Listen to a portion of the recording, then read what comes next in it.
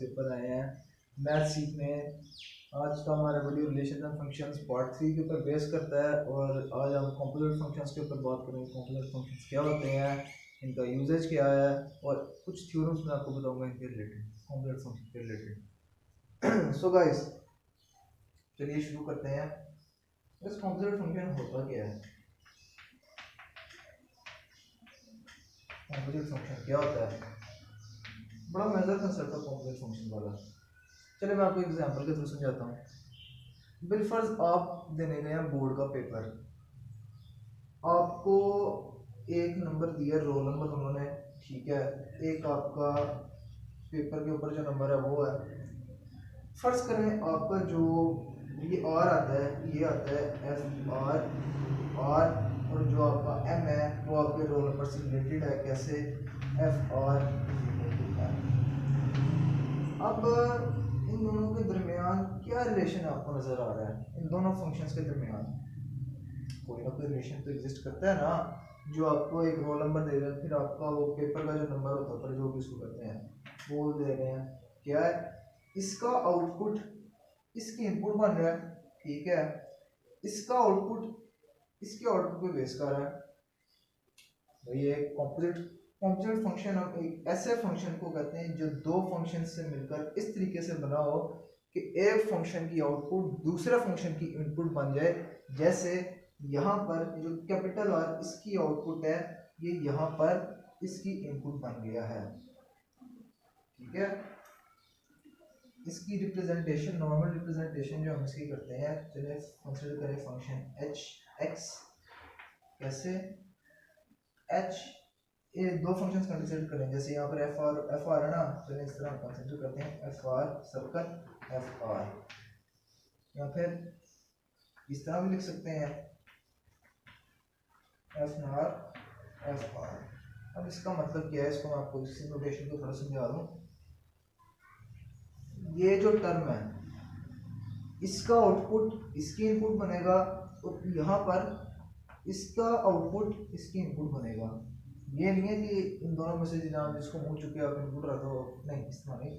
इसका आउटपुट इसकी इनपुट बनेगा, इसका आउटपुट इसकी इनपुट बनेगा और जो रिजल्टेंट होगा वो ये फंक्शन होगा। कंपोजिट फंक्शंस का काफ़ी जगहों पर काफ़ी काम है, स्पेशली क्रिप्टोग्राफी के अंदर इसको बहुत यूज़ किया जाता है, ठीक है। ये मैंने आपको बताया कि ये भी एक तरह की क्रिप्टोग्राफी है, ठीक है, कोड्स वगैरह लिखने, बनाने, डेवलप करने। तो कंपोजिट फंक्शंस को हम मज़ीद आगे लेकर चलते हैं। कंपोजिट फंक्शंस, अगर दो फंक्शंस, ठीक है, अब मैं आपको कुछ थ्योरम्स बताऊंगा कंपोजिट फंक्शंस के रिलेटेड। कंसीडर करें एफ एंड जी दो फंक्शंस हैं।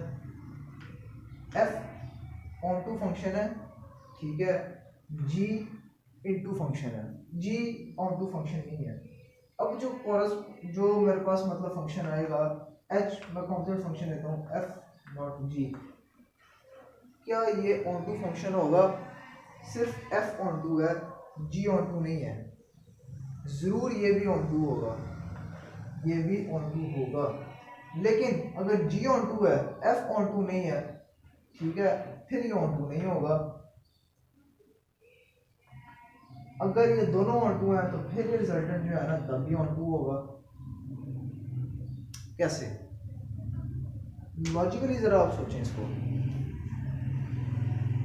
ये मैं आपके ऊपर छोड़ता हूँ, कमेंट के अंदर ज़रूर बताना कि ये कैसे नहीं होगा। अगर आप इसका प्रूफ दे गए या ज़रा सी भी लॉजिकल स्टेटमेंट दे गए तो गाइस आपको मैथ्स की समझ आनी शुरू हो गई है। अब मज़ीद अगर दो फंक्शन, फिर मैं उसी तरह लेता हूँ F not G, G into है, एफ इंटू नहीं है, जो रिजल्टेंट होगा कंपोजिट फंक्शन वो भी इंटू होगा। एफ इंटू है, जी इंटू नहीं है, फिर इंटू नहीं होगा। अगेन दोनों इंटू है तो रिजल्टेंट भी इंटू होगा। ये दो थ्योरम से रिलेटेड है कंपोजिट फंक्शंस के, ठीक है।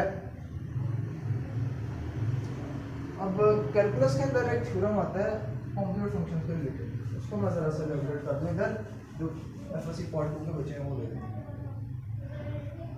दो फंक्शंस जो एक दूसरे के कंपोजिट हैं, एक फंक्शन जो दूसरे कॉम्प्लेक्स हैं, इनको जब डिफरेंशिएट करें तो तब भी कॉन्टीन्यूस ही होंगे इन केस जो एफ की, अगर जी की डोमेन एफ की रेंज में लाई करती है तो फिर ये इनकी जो डिफरेंशिएट करके आएगा वो भी कॉन्टीन्यूस ही होगा। आई नो थोड़ी सी ज़रा कॉम्प्लेक्स स्टेटमेंट है, इसको ज़रा थोड़ा सा एलिब्रेट करते हैं।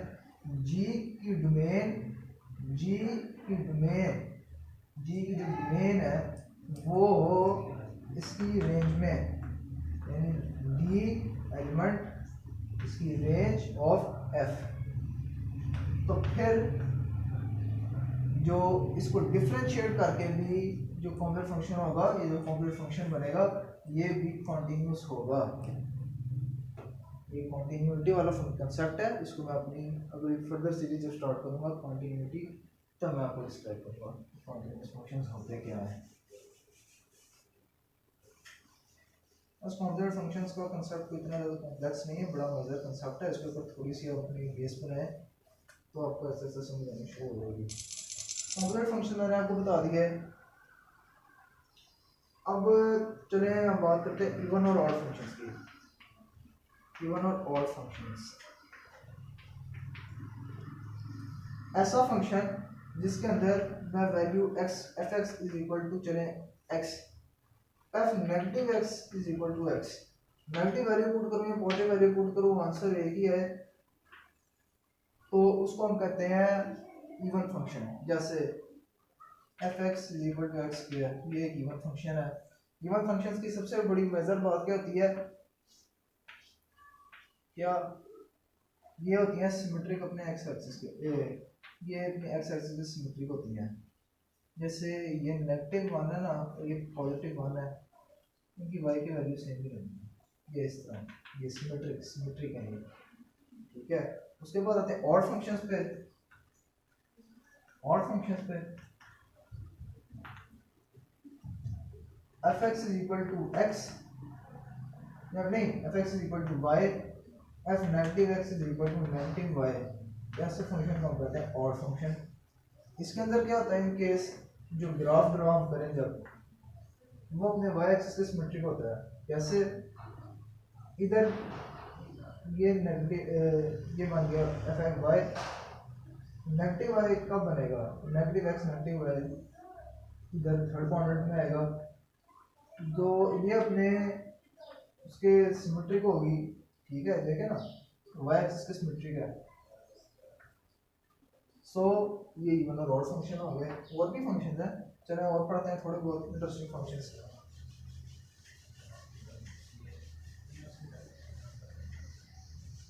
फंक्शंस बहुत तरह के हैं, फंक्शंस आप पढ़ते भी बनाते भी हो तो कुछ करते हो। अब इंक्रीजिंग फंक्शन ले रहे हैं, increasing and decreasing function. if f(x1) greater than f(x2) for all x1 x2 element domain, ऐसा फंक्शन इंक्रीजिंग फंक्शन होगा। ऐसे फंक्शन के केस में जो ग्रेडियंट होगा, जो लाइन होगी या स्लोप होगी, वो ऊपर की तरफ जाएगी, ग्राफ ऊपर की तरफ जाएगा। डिक्रीजिंग फंक्शन ले रहे हैं f(x1) लेस देन f(x2), इसी का reverse for all x1 x2 element b and x1 less than x2, इसके अंदर x1 ग्रेटर देन x2, इसके अंदर लेस देन x2। ये इंक्रीजिंग और डिक्रीजिंग फंक्शन का कांसेप्ट है। डिक्रीजिंग फंक्शन के केस में ग्राफ नीचे की तरफ आता चला जाएगा, इसका जो स्लोप बनेगी वो नेगेटिव होगी। स्लोप वाला कांसेप्ट थोड़ा महंगा है, वो मैं आपको अगली वीडियो में बताऊंगा इंशाल्लाह।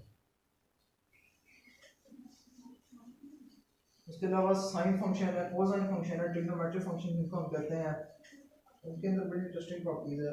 चलिए ट्रिग्नोमेट्रिक साइन फंक्शन, इसको थोड़ा सा डिस्कस करते हैं। साइन और कोसाइन को, साइन फंक्शन है, इसका ग्राफ ड्रा करें, कुछ इस तरह बनता है।